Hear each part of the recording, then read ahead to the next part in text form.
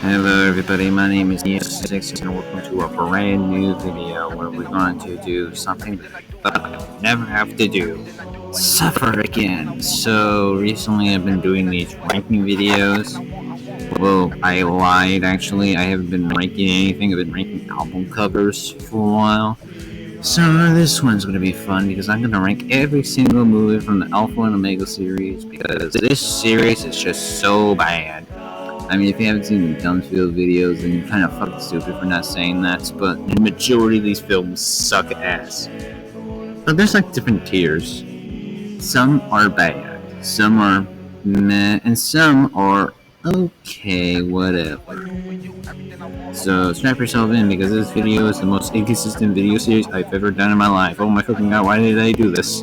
It's time for a Smith family vacation. So, let's agree one thing. Alpha and Omega is not good. But if I had to choose the worst one, I would go with Alpha and Omega 5 Family Vacation because it's just so. Most of the movie, it's just flashbacks. And it's not like the flashbacks aren't actually interesting scenes. They're kind of fucking boring. This movie is just a majority just boring. I have never seen a movie so tired of existing in my life. At least the first movie, as bad as it is, at least it had Dennis Hopper in it. But like, this movie is just so bad. It reuses footage, and it's not even fucking a movie. It's basically just 15. It's just basically 30 minutes of original content.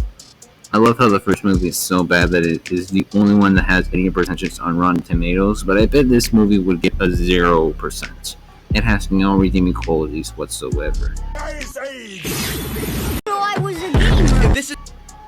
Alright, so for those of you who don't know, Alpha and Omega has 8 movies, and if you don't know one thing about me is that most of them suck, and the one that I hate the second most is Alpha and Omega 7, The Big Freeze, released in 2016 at the same time as Dino Digs, and you can tell that these two movies had zero effort put into it.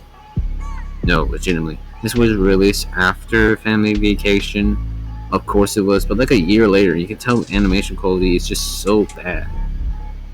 It has nothing to offer, and it's just so horrible, and it just makes you want to think. What were they thinking? I feel bad for the majority of the actors, but now I don't really feel bad for them because they chose to work on this movie. They chose to do this. The only thing of memorable memory is just the fucking name of it. And the other thing that's really memorable is that one line where it's just one of the fucking characters just say this. Squirrel Man, how did you know I was a gamer? So yeah, this movie's awful, and if you want to watch a bad movie, watch this instead of Family Vacation, because at least The Big Freeze and reuse old footage into this movie, which is kind of surprising since it's kind of cheap.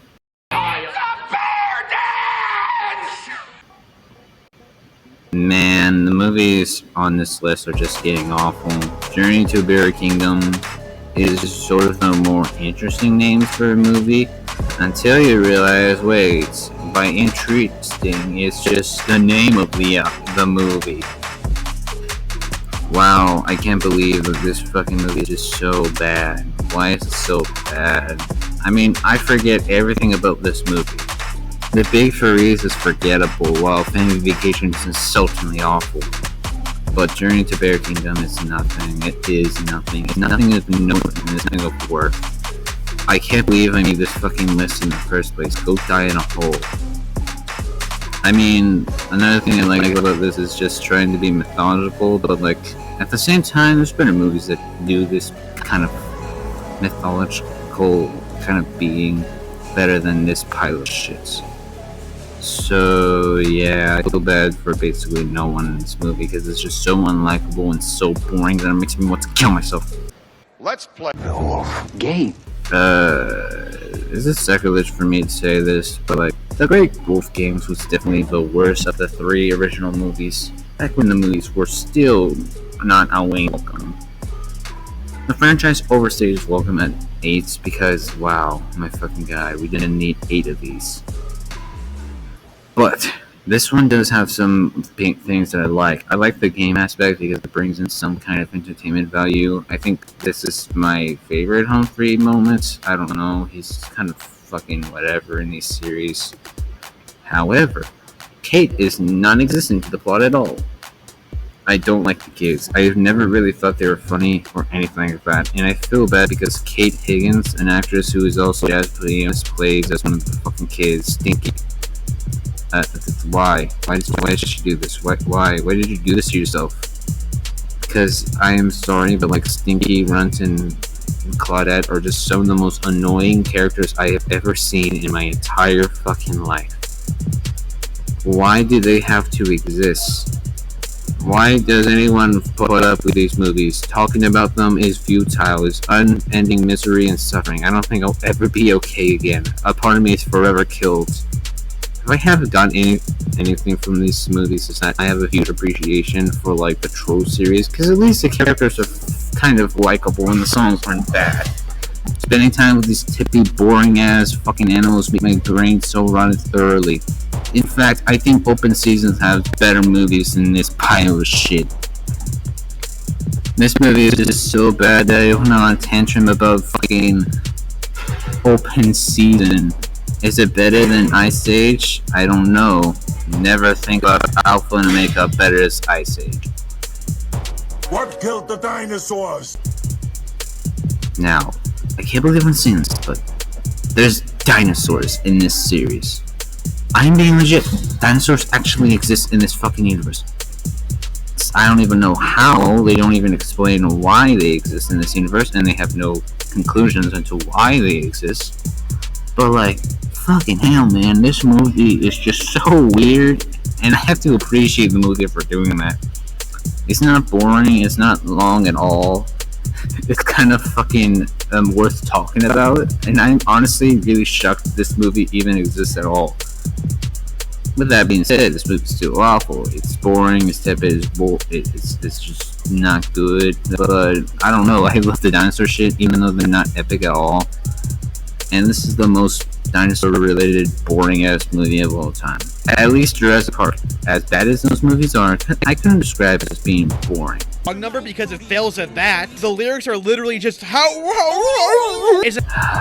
Man, a Holiday Adventure is the second movie in the franchise. So this movie is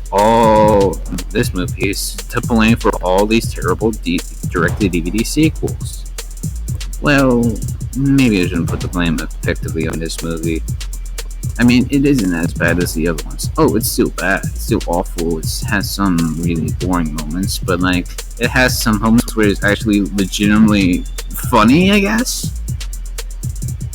Honestly, this one has a certain charm to it that the other movies can't even have, including The Legend of the Sawtooth Cave, which is obviously better than this, but like, not by that much. I can't believe Richard Rich directed this. He's the owner of this, but like, did he direct anything else? Because it doesn't look like he directed anything else. And wait, he directed The Fox and the Hound? My fucking god, that's sad, get it? Yeah, this guy deserves the fate that he truly deserves. Yo, what's up, guys? And today we're watching Alpha and Omega. Oh god.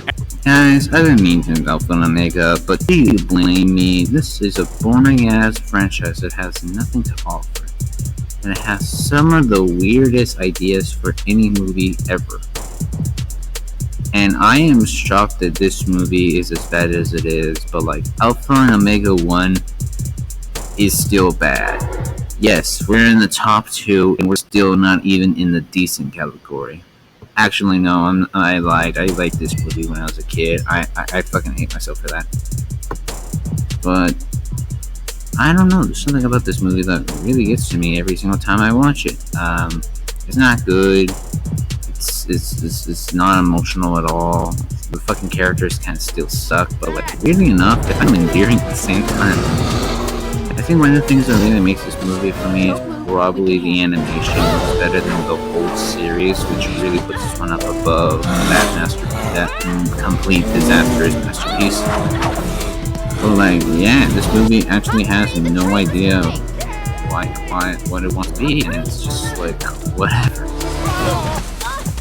I mean, the best person in the movie is definitely Dennis Hopper, because he's the only one who actually has voice acting profession, I guess. Because, yeah, he sounds cringy, yeah, but like, I don't know, I enjoy moving with this goddamn, even Justin Long, which I have never talked about before on this channel, but I think he's pretty decent as an actor. But this is definitely not his best work percentage force.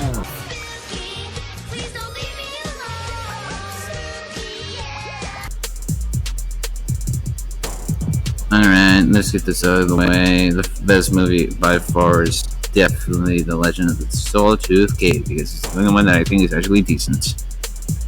I mean, the last two were, oh, yeah, they were meh. They're just decent, not really bad, you know? But, like, yeah, can't believe you have to watch 403 minutes of this fucking series. What are you doing with your life? That's like 6 hours of your life wasted away watching Alpha and Omega.